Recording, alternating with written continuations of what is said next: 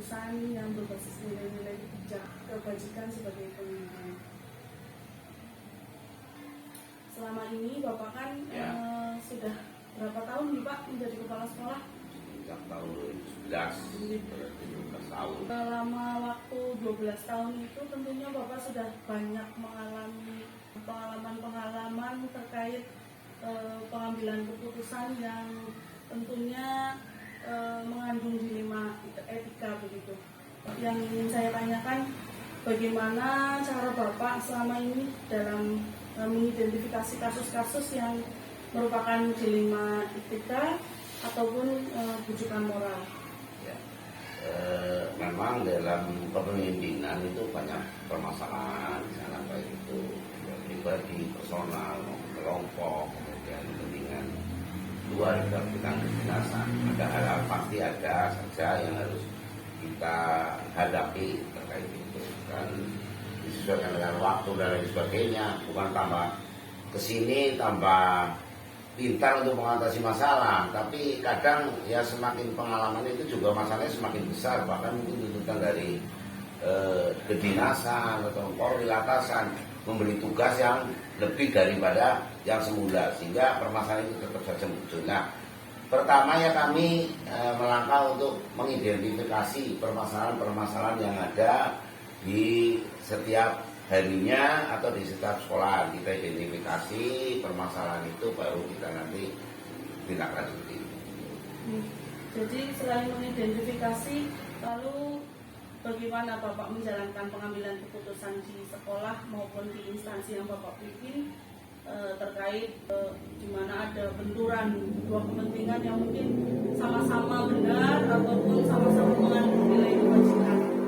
Ya, pertama dilihat dari ada untung ruginya ataupun benar dan tidaknya, kemudian fatal atau tidak apabila kami mengambil keputusan. Pertimbangan kita keputusan, ada teman guru yang salah, apakah harus dimutasi atau harus dimutasi hanya kelas ataupun hanya peringatan dan lain sebagainya. Itu seperti itu. Baik Bapak, berarti untuk yang tadi dalam pengambilan keputusan yang dilakukan oleh Bapak tadi justru menjawab pertanyaan yang ketiga yang akan saya sampaikan. Sebenarnya langkah-langkah atau prosedur apa yang biasa Bapak lakukan dalam pengambilan keputusan? Nah, itu ternyata selain diidentifikasi dan juga dipertimbangkan untuk langkah yang terbaik. Lalu hal-hal apa saja Pak yang selama ini Bapak anggap efektif dalam pengambilan keputusan yang ada mengandung kasus-kasus yang berbasis dilema etika? Yang pertama kita identifikasi. Setelah identifikasi, kemudian sumber dari permasalahan itu dari mana? Apa dari pribadi atau dari benturan wali siswa atau dari masyarakat ataupun dari teman yang lain. Kita cari dulu permasalahan itu, sehingga seseorang guru ada permasalahan seperti itu, ada kesalahan, dari mana asalnya. Nah, setelah itu baru kita pendekatan, kemudian kami lakukan penyelesaian permasalahan, kemudian baru nanti tindak lanjut yang tadi disampaikan di awal. Bisa saja nanti dimutasi antar kelas ataupun tugas yang dikurangi atau kita beri peringatan tertulis dan sebagainya. Baik, berarti selain mengidentifikasi, kemudian mengambil langkah-langkah atau mencari fakta-fakta yang mendukung, kemudian melakukan koordinasi dan baru terakhir pengambilan keputusan dan tindak lanjut. Baik, lalu hal apa saja yang selama ini menurut Bapak itu menjadi sesuatu hal yang menantang gitu, atau menjadi tantangan dalam pengambilan keputusan? Ya, kepala sekolah kan memiliki jabatan tertentu dan tunjangan untuk kejaksaan sih ya tidak ada. Hanya di situ kan seorang pemimpin harus bisa menyelesaikan suatu masalah, sehingga itu karena kepala sekolah rata-rata pasti ada kemampuan tertentu dan mahir di bidang masing-masing, baik itu yang menyelesaikan permasalahan pribadi maupun kelompok, pasti bisalah. Karena motivasi itulah yang harus bisa diselesaikan, maka ya bagaimanapun juga terpaksa yang diselesaikan bagaimana caranya dari belajar dari tahun pertama, dari tahun ke tahun, ya selama ini kami bisa menyelesaikan yang intinya dengan pertimbangan kekeluargaan, kita panggil teman-teman yang ada masalah itu seperti dulu dengan siswa itu melakukan kesalahan, dari mana sih salahnya, apa itu diajak teman atau bagaimana, guru pun sama. Kenapa berangkat kesian dan sebagainya, kita kaji, ternyata di sana ternyata anaknya masih kecil dan sebagainya. Dan setelah itu bagaimana pendekatannya, ada pendekatan approach.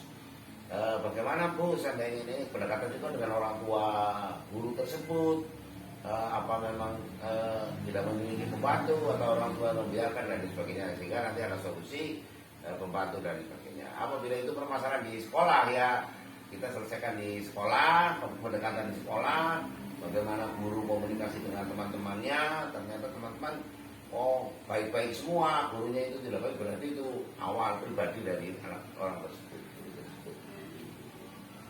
Baik Bapak, ketika menyelesaikan permasalahan atau kasus-kasus yang berdilema etika tersebut, apakah Bapak itu menjadwalkan secara khusus ataupun saat itu juga langsung melakukan eksekusi terhadap permasalahan? Oh gini Bu, kalau masalah itu jadwal khusus kadang ada, kadang kita lihat dulu permasalahannya berat, kemudian pribadi guru tersebut kayak apa. Jadi melihat itu baru kita menentukan mau jadwal apa tidak. Contoh kalau teman gurunya atau siswa sama dengan guru itu anaknya sulit ditemu, ya ketemunya kapan itu saja langsung, jangan jadwalkan di jadwal. Orangnya saja udah nggak pernah masuk, bagaimana kita bisa jadwal? Malah kita harus lari mencari dan sebagainya. Karena saya juga pernah menemui rekan guru yang cara masuk dulu, jadi tidak ada jadwal. Berarti disesuaikan dengan kasus permasalahan. Terkadang ada yang langsung ditangani saat itu juga, ada yang membutuhkan penanganan khusus di waktu tertentu. Ini Pak, selanjutnya adakah figur atau seseorang ataupun faktor-faktor apa yang selama ini mempermudah atau membantu Bapak dalam pengambilan keputusan yang berkaitan dalam kasus-kasus dilema etika tersebut?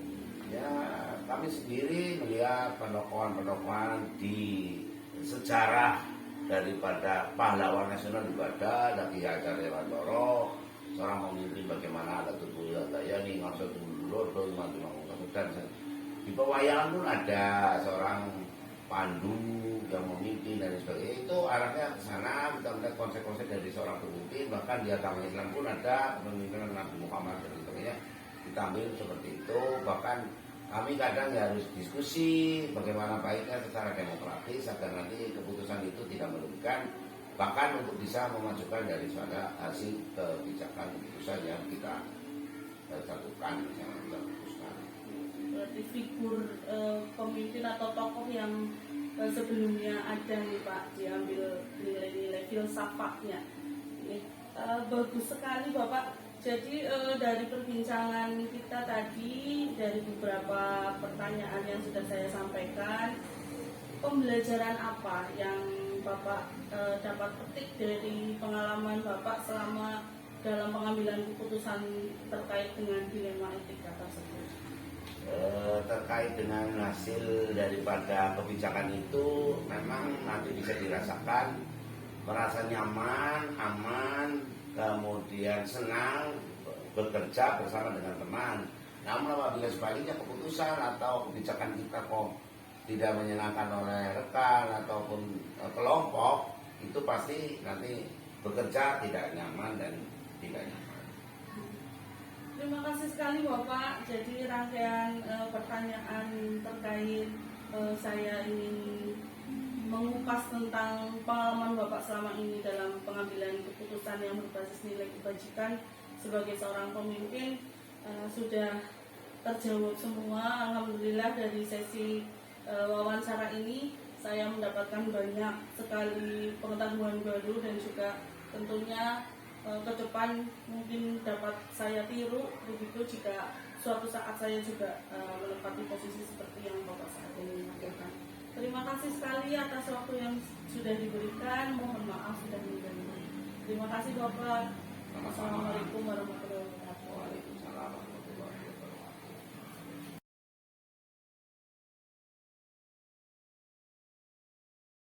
pemirsa yang budiman, kali ini saya Megawati Purwaningrum, CKP Angkatan 7 dari Kabupaten Banyumas.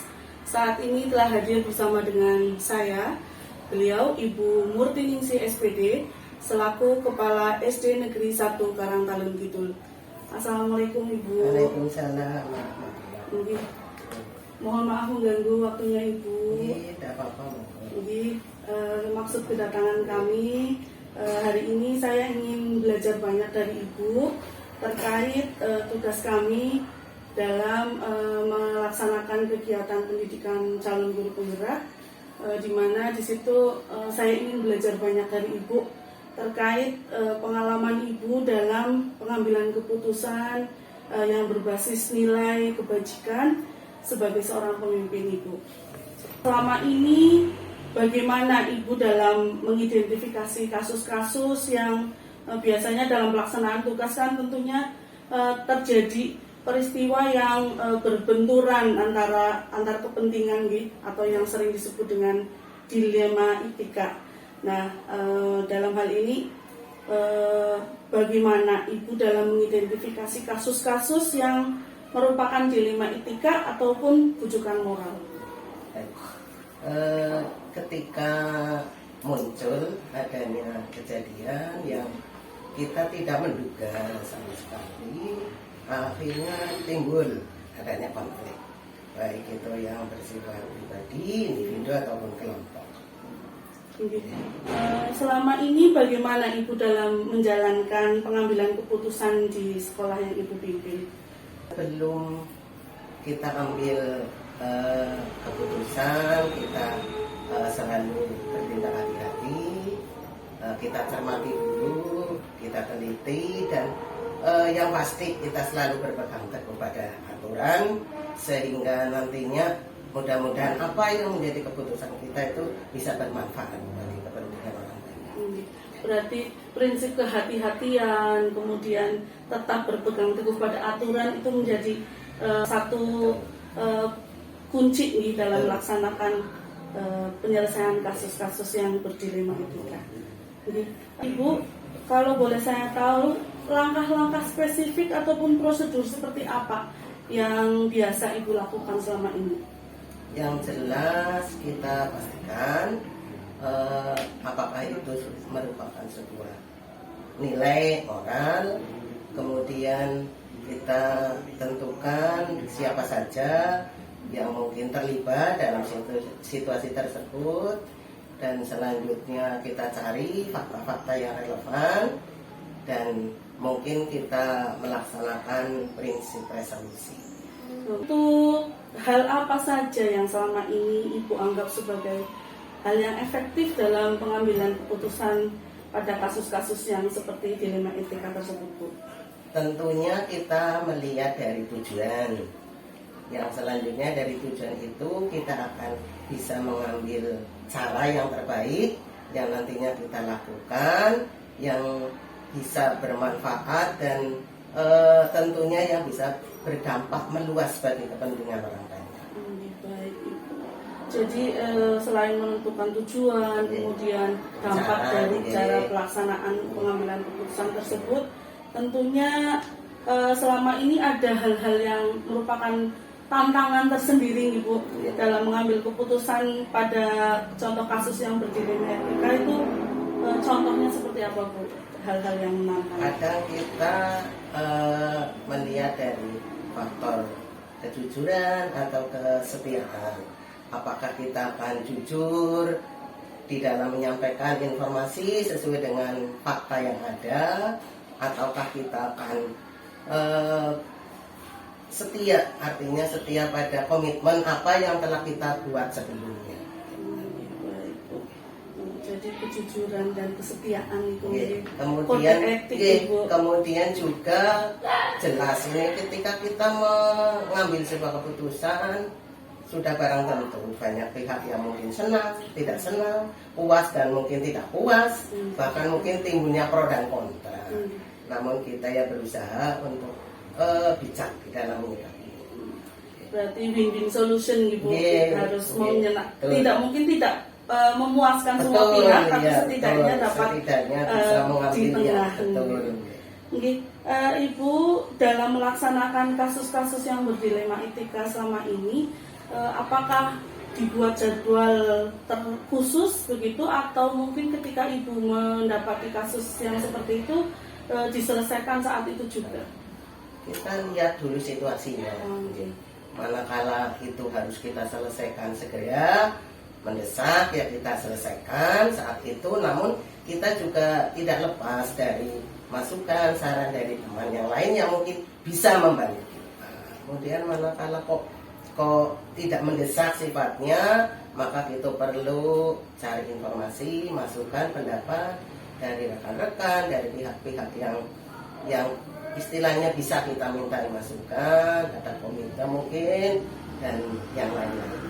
Kemudian kita koordinasikan, dan selanjutnya kita ambil keputusan yang bijak lah, yang terbaik. Tergantung Situasinya gitu. Oke.